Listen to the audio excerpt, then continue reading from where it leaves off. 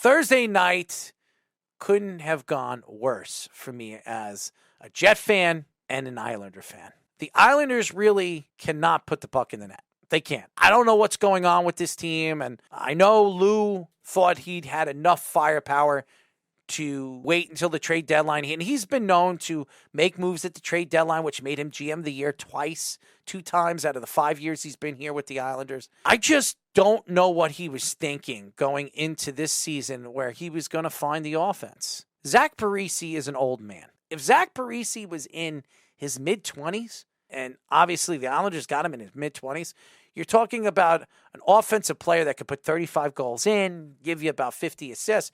He was a great player. As a 37-year-old guy, he's washed up. He doesn't have the speed he had. He doesn't have the ability he had when he played for the Devils and even his first couple of years with Minnesota. And Brock Nelson had a great season last year. And he's a good center. He really is. I would say he's amongst the league's top 15. He really is. He's a good center. Is he a winning center? Is he a consistent center? That's the problem.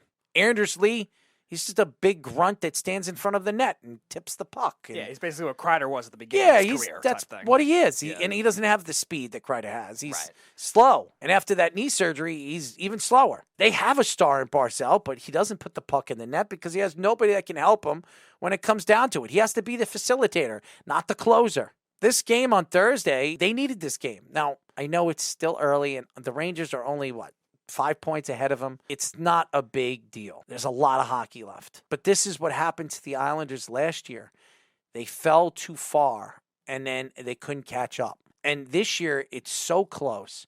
The race is so contested. I don't know where this team is going to go at the trade deadline. They're an older team, so they're going to have a lot to be able to facilitate when it comes to coaching, too. Because a lot of times skaters that are fast could create on their own, and the Islanders really don't have a lot of those types of skaters. Barzal obviously is brilliant with it, but a lot of the veteran guys they have, Brock Nelson's kind of a traditional center. Anders Lee, like you were saying, is a bigger body that's more based on his size than his speed and will score those tougher goals. Josh Bailey was fast when he was younger, not the same way anymore. Same thing, kind of thing with Beauvillier, too. And the Rangers, they really kind of exposed that, too. They essentially let him come in on a slower pace. And when they did score, they scored in front of the net a lot of the time. But the Rangers definitely showed that they were the faster team, both on offense and the defense, with the Islanders having some of the injuries that they have. And what's going on with Sorokin? This has to be figured out. And this has a lot to do with coaching. You have an elite goalie on your team.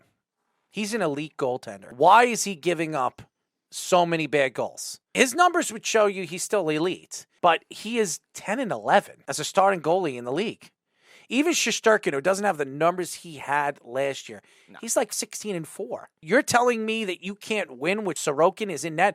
That's a problem. And that might not be Sorokin. That might be the team in front of him. Yeah, it might be the defense having some injuries too. And that could be, and that's not an excuse. This is supposed to be one of the better defensive teams, and they're not. They're not playing like that. Both Igor Shesterkin and Ilya Sorokin right now have both a goals against average of 2.44 at the moment, which is tied for 4th in the NHL among qualified goalies. Unfortunately, number 3 is Georgiev on Colorado, 2.39, having a great year over there. Which I expected. By the way, you did. I know the Beav was attacking him. He stinks. Georgiev, if it came down to it, I'm sure he'd take him back from Halak. I'll tell you that. Or for Halak. Yeah. Well, it's a joke from Rangers fans. We just took Halak so the Islanders wouldn't have him or any other team wouldn't have him to play against the Rangers and destroy the Rangers like he always does. But even so, both of those goalies, 2.44 goals against average. Sorokin, save percentage, 924. Shesterkin, 916. So you're seeing the difference where Sorokin has had to do a lot more because the Islanders can't possess the puck because they can't skate and they can't hold the puck very well. Barry Trotz's coaching system has always been, when he was there, they didn't possess the puck a lot there either. And it looked like for a while that Lane Lambert was going to change that. And then all of a sudden, teams started to figure it out more. Same kind of thing I said with the Giants when they had that offensive rut. Once teams took out Saquon early, they never recovered. Same kind of thing with the Islanders so far. The Islanders have struggled in the beginning of games getting off to fast starts, too. They've been good late in games. Like, if they have to come back down 2 goals, they've actually been pretty good this year. When it comes to starting fast, if they get out of hand quickly, it's like almost out of hand automatically. Yeah, and I don't know what they're going to do. The further they fall from this division, the harder it is to try to catch up. And the Rangers, the Carolina Hurricanes are starting to play. The Devils are still playing decent hockey. And Pittsburgh's picking up. And Washington's starting to win. It's starting to get you worried that they're going to fall behind again. And it's going to be harder and harder and harder to chase in the second half of the season. So I hope it doesn't turn out to be this way, but I have a bad bad feeling about it. Especially if the Rangers and the Hurricanes keep picking it up. I think the Rangers will get into a skid again. I don't like their defense. That defense is not selling to me that they're an elite defense. So I think eventually it's going to catch up to them, and they'll dip again. But are they going to dip enough for the Islanders to catch everybody in front of them? So yeah, their even strength defense has actually been good. It's more their power play, their penalty kill that's really hurt them right now. The Penguins had 2 power play goals against them, and Toronto had 1 as well when they played last week. So the Rangers really had it going on the road, especially on the road on the penalty kill, but not the same. Shesterkin at least is starting to pick it up a little bit more where he was in the beginning of the season. Everyone expected natural They're still regression. winning. Just think about it this way. They're still winning. They have the same practical numbers. Sorokin might be a little bit better. Sorokin's like 10 and 11, and Shesterkin's like 17 and 5. 17 and 5. How do you not win in front of your goaltender that's putting up the numbers that he has? How are you not winning in front of him? The Rangers, they've had their defensive issues at certain times. Most of it had to do, I think, with the veterans in the beginning of the season. Now they've started to pick it up a little more, and the young players have been the best part of that defense, and that's a good sign. Offensively, still a little top-heavy for my liking, but the kids are playing a little better, which is good to see. Merry Christmas to the Ranger fans. And finally, the Rangers are actually playing better in the third period, something we could not And say at happy the beginning of the year. Hanukkah to the Islander fans. I'm just kidding. All the Islander fans are Jewish. No, well, maybe. Happy, whatever. But it's not happy right now for the Islander fans. And for the Ranger fans, in their last 9 games, I think they're like 7-2. 7-2, yep. It's crazy how it flip-flopped from what the Islanders were doing in the first 15 games and now what the Rangers have done in the last 10 or 11 games. It's completely different. Yeah, they had that bad collapse against the Devils, then got hot since then, and then just recently lost to Pittsburgh. There you go. All right, Speedy. It is time for Crunch Time! It's time for Crunch Time. Read the time. Gotta see the pitch.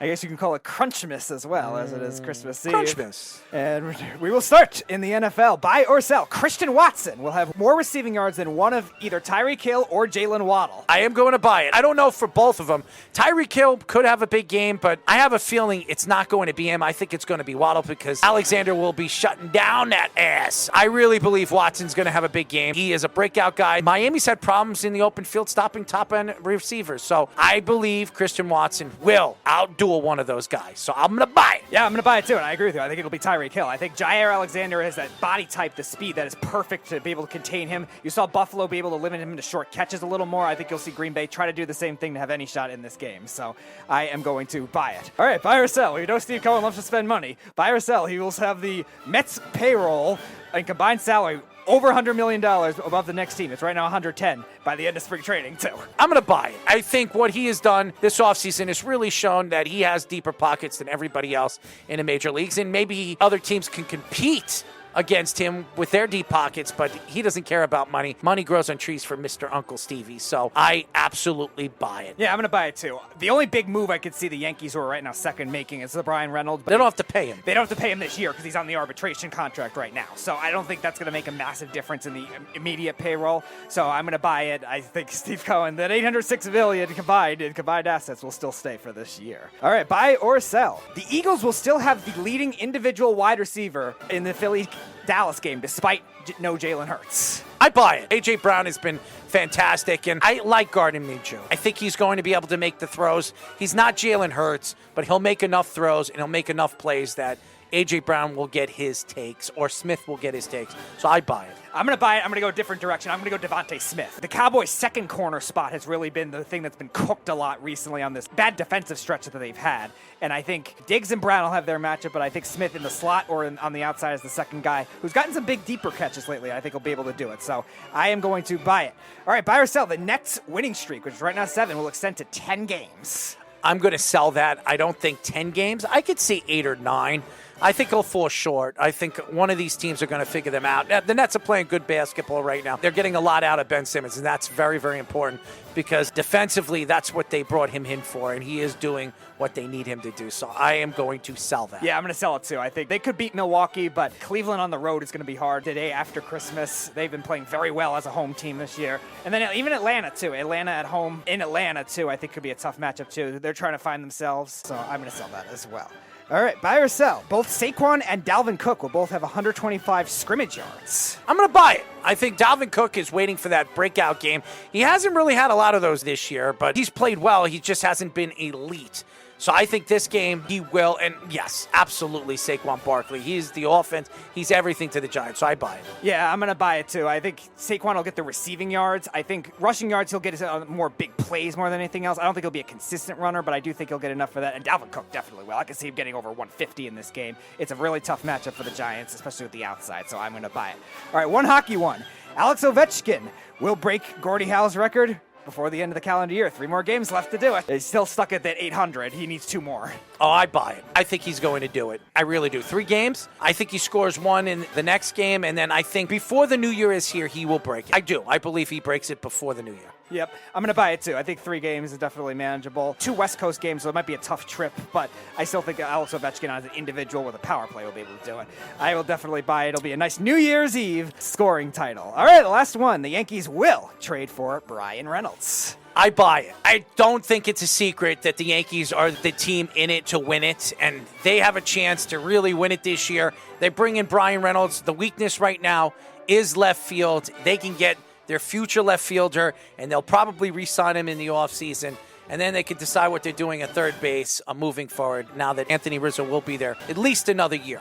So I am going to absolutely buy it. That one I will disagree with you, and I'm going to sell that one. I think you're right. The Pirates' asking price initially is going to be very hard for the Yankees to have to trade Volpe or Dominguez or somebody like that. Maybe Peraza's a little more reasonable. Will they come down to it? I don't know. I think it's a little early at this point, and I think somebody else is going to swoop in amidst all the Yankees rumors and try to use that as leverage to try to either overpay, like you kind of saw Seattle do with Luis Castillo. Remember I said that. The Yankees are going to get him. Kind of like the Luis Castillo thing. I think they're going to just use it as leverage, and somebody else is going to spend a lot for a guy that's a 27-year-old controllable center fielder. So I am going to sell that one. Remember I said that. They're not going to lose this one. I believe they need this. I believe they will get it. Hal has said it. He said they're not done, and I believe in Hal. I think they're going to find a way to make this move one way or another where it makes sense for both teams.